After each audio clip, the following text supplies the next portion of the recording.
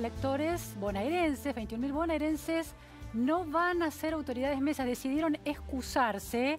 Es una cifra récord esta decisión en la provincia de Buenos Aires. Habla de un grado menor de participación ciudadana. Estamos en comunicación, estamos en contacto allí con la investigadora de CIPEC, María Paje. Muy buenas tardes, María, ¿cómo estás?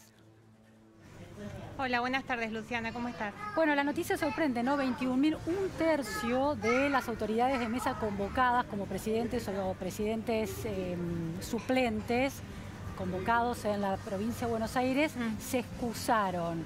¿Qué registros históricos hay en los 35 años de democracia de la participación en este sentido, María?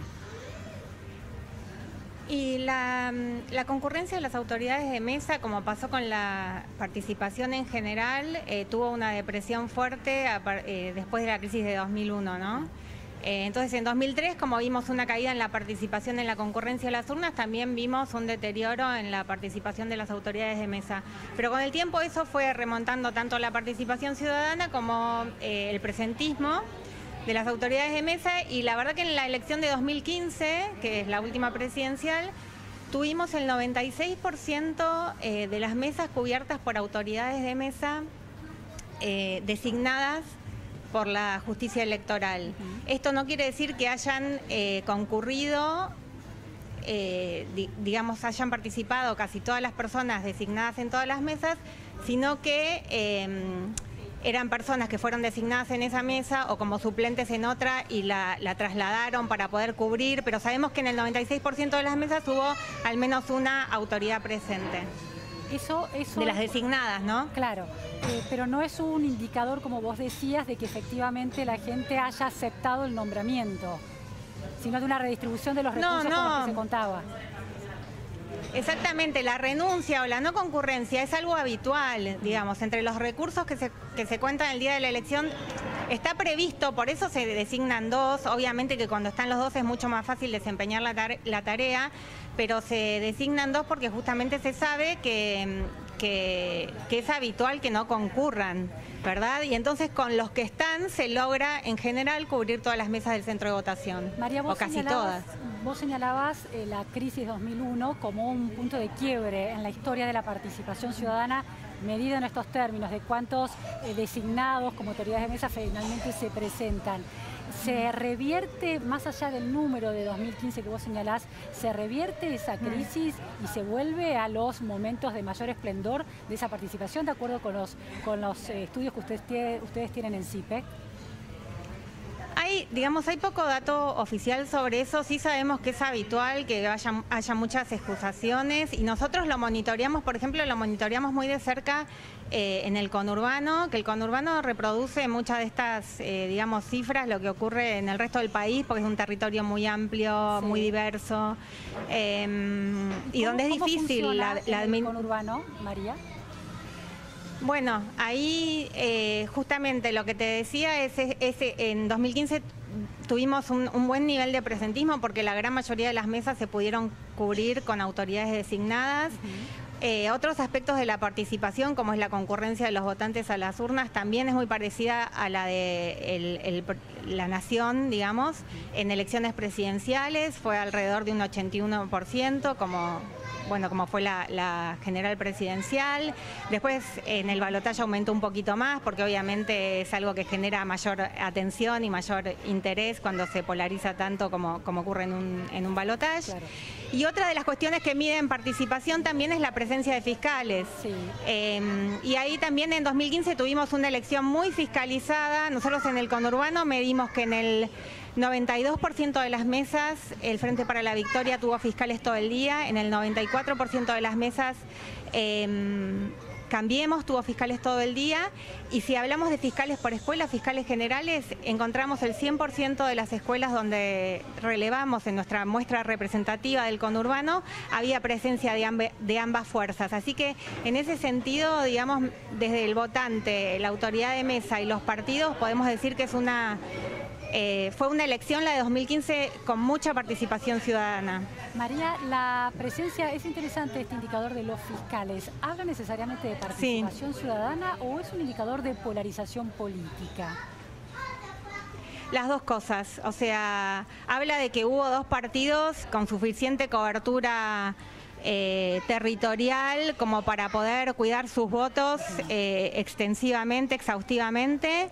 Eso es muy importante porque en nuestro sistema el control de la elección en el lugar de votación es un control cruzado que hacen los partidos. Si un partido tiene más capacidad de fiscalizar, bueno, eso desequilibra mucho.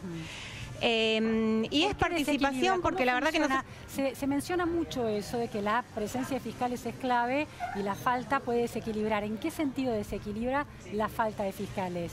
El control y la transparencia de la elección, pero no los resultados. Claro, desequilibra en el sentido de que, por ejemplo, la presencia de boletas. Ustedes saben, una de las funciones fundamentales de los fiscales en elecciones nacionales es cuidar las boletas.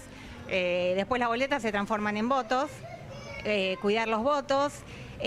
Hace mucho la confianza de la elección también porque los partidos que, eso lo tenemos muy medido también, los partidos que no llegan a cubrir todo el territorio desconfían mucho más de la elección, básicamente porque no estuvieron ahí y no saben lo que pasó.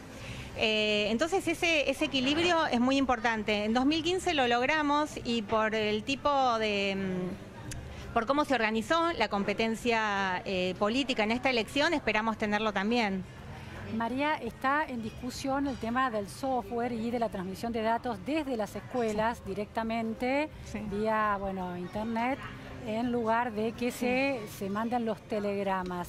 El hecho de la presencia de fiscales, de alguna manera, es un reaseguro ante este debate que no termina de cerrarse. Bueno, en realidad lo que está previsto es que en las escuelas desde las que se va a transmitir, que no son todas, aparentemente son el 70%, según nos informan las autoridades, en esas escuelas va a haber un encargado de la transmisión designado por el correo. Y si ese encargado no está y no hace contacto con la mesa de contacto, digamos, eso está controlado, si ese encargado designado no está, la transmisión no se realiza. Se usa el sistema de contingencia, que es el sistema anterior, que es que pasa un vehículo del correo, recoge el telegrama y lo lleva a un centro electoral digital, se llama ahora, antes eran los centros de transmisión. De manera que hay una especie de camino de seguridad, de garantía de que el escrutinio se hace de manera transparente y segura. María, otra cuestión es, las autoridades de mesas tienen que estar bien informadas para poder cumplir con su rol. Sí. ¿Cuánto se ha avanzado en el proceso de formación de las autoridades de mesa? Venimos avanzando mucho gracias a los medios digitales. Antes el porcentaje de autoridades que se capacitaba era muy bajo, 20%, 30%, 40% tuvimos en 2011. Y en 2015, justamente a raíz de que creció mucho la capacitación a través de la capacitación digital que ofrece la justicia electoral en cooperación con la DINE, llegamos al 65% de autoridades de mesa que habían recibido capacitación con antelación. Incluso siendo una elección, la de 2015, que tuvo muchas autoridades, el 40% de las autoridades eran autoridades de mesa por primera vez. Entonces en eso venimos avanzando y esperamos que este año haya todavía un nivel mayor de capacitación. Muchísimas gracias, María de CIPEC, por estas aclaraciones ante este número tan contundente, pero que nos quedamos tranquilos de que en relación a 2015 fueron cubiertas todas las mesas. 21.000 bonaerenses se excusaron para ser autoridades de mesa. Muchas gracias, buenas tardes. Buenas tardes. Cambiamos de tema. Vamos a plantear el tema de la corrección política en los debates en la Argentina. La corrección política nos está matando, se ha convertido en una especie de círculo de cinturón que nos oprime.